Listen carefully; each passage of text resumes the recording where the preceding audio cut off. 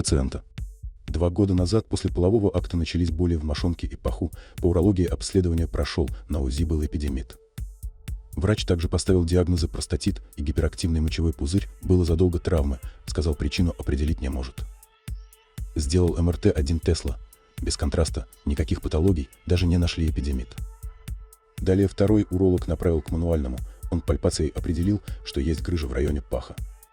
Пошел к хирургу, хирург пальпации не нашел, ко второму хирургу. Он направил на КТ, чтобы исключить грыжи. На КТ патологии нет. Сказал, не знает, к кому еще обратиться. Уже 2 года пытаюсь найти причину. Хотел сделать МРТ 3 Тесла таза с контрастом, но увидел ваш канал на ютубе. Хотел бы посоветоваться с вами, делать с контрастом или без, чтобы отправить вам на расшифровку. И еще вопрос по спине, тоже делал 1 Тесла, после травмы в спорте постоянные боли при упражнениях на плечи в грудном отделе. Боли, тянущиеся от спины до лопаток. В расшифровке только лордоз и протрузия. Переделать ли исследование на более мощном томографе или отправить вам запись с 1 Тесла? Консультативное заключение по представленным МР-томограммам пациента 1996 года рождения. Дата исследования – 2 февраля 2022 года. Область исследования – органы малого таза. По передней поверхности тела большое количество артефактов, что затруднило трактовку результатов исследования. Мочевой пузырь, положение и форма обычные, размеры не увеличены. Контуры четкие, ровные. Стенка до 3 мм. Содержимое однородной структуры, визуальной интенсивностью сигнала соответствующей жидкости. Паравезикальная клетчатка дифференцирована. Предстательная железа обычной формы, неоднородна по своей структуре размером 37 на 31 на 37 мм, объемом 22,1 кубического сантиметра. Семенные пузырьки кистозно изменены, содержат множественные мелкие кисты диаметром до 5-6 мм. Семявыносящие протоки в зоне сканирования без особенностей.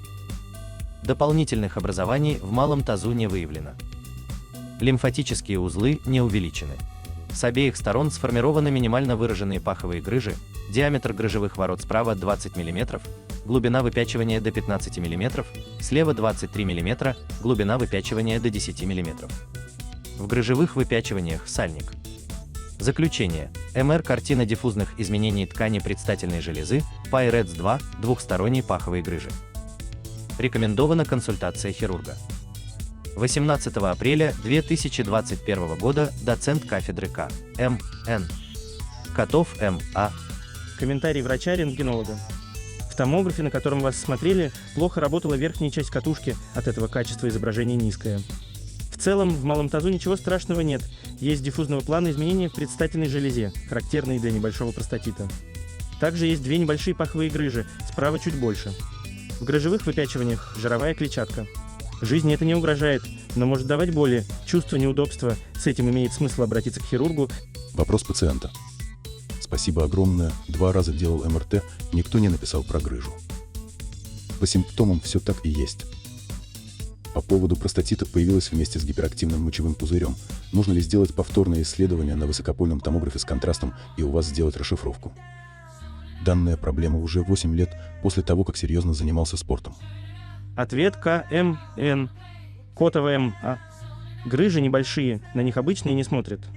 Про простатит и мочевой пузырь на МРТ откровения не скажешь, независимо от качества изображения.